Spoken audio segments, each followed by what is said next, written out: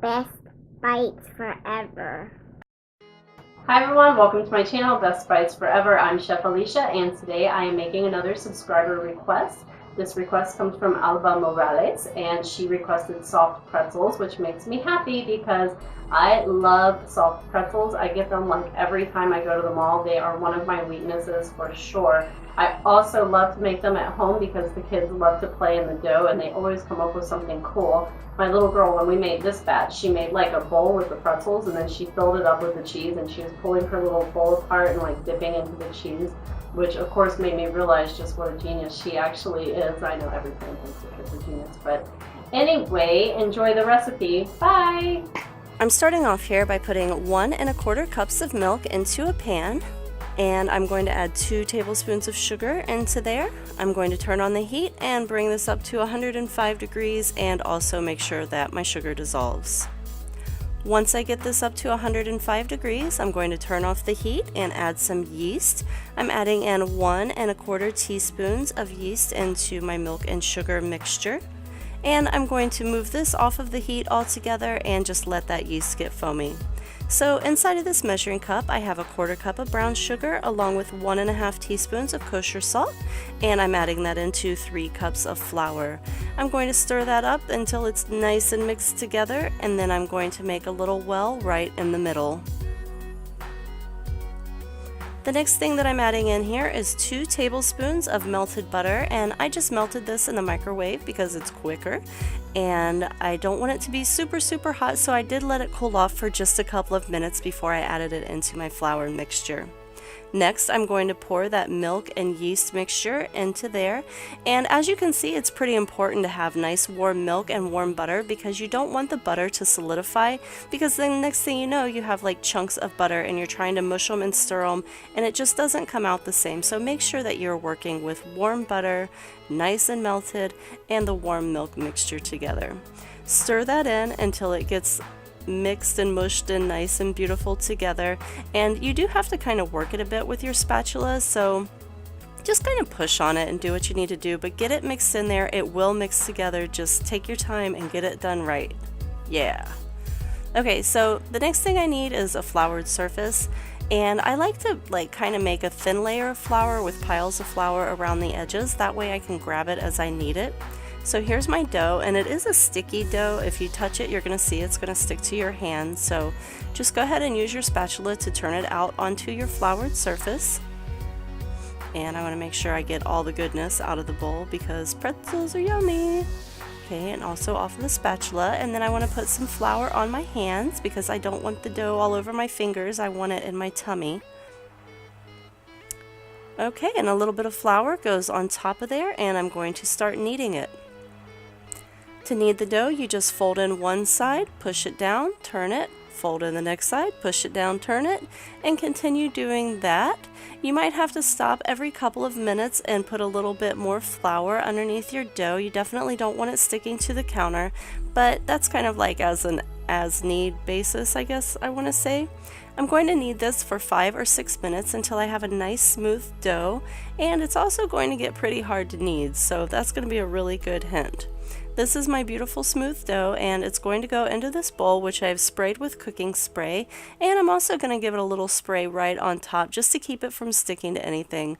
Cover this with plastic wrap or a lint-free towel and let it rise until it doubles.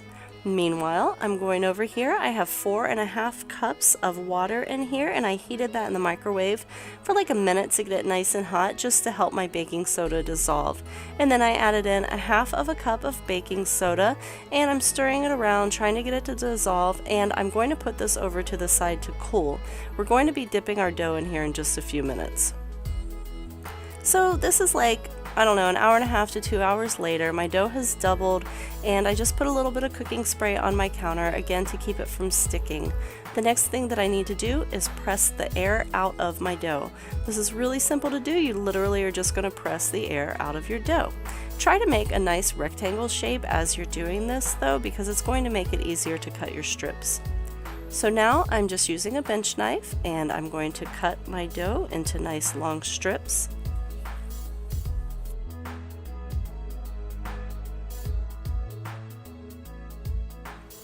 And I have my first one cut and I'm ready to make my first pretzel.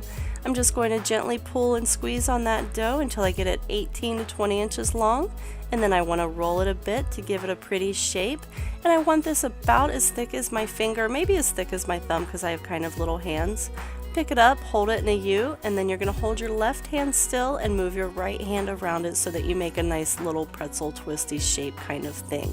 Lay it down on the counter and fold it over, and ta-da! You've made a pretzel. So here's my lovely first pretzel, and I'm going to set this over to the side and I'm going to continue. I'll show you that one more time, but a little bit faster this time.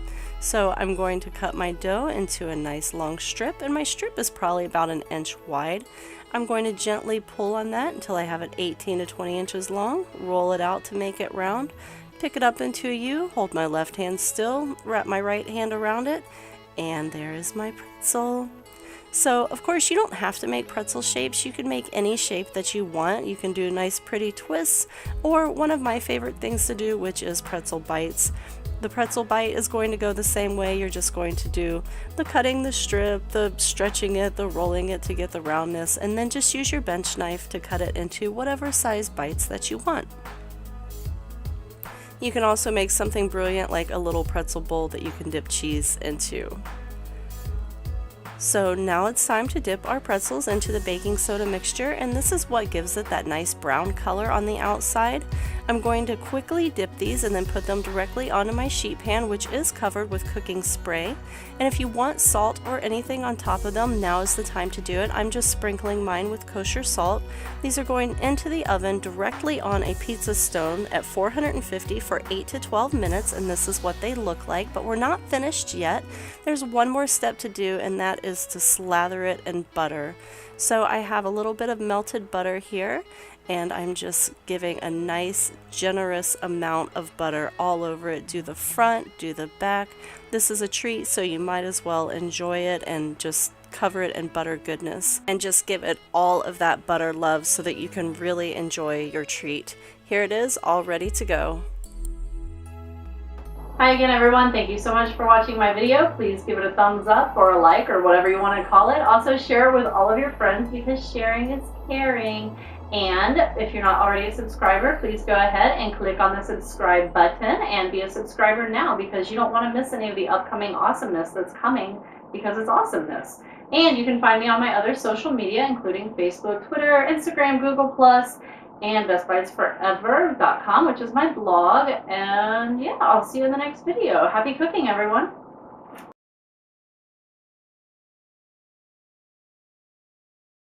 bestbitesforever.com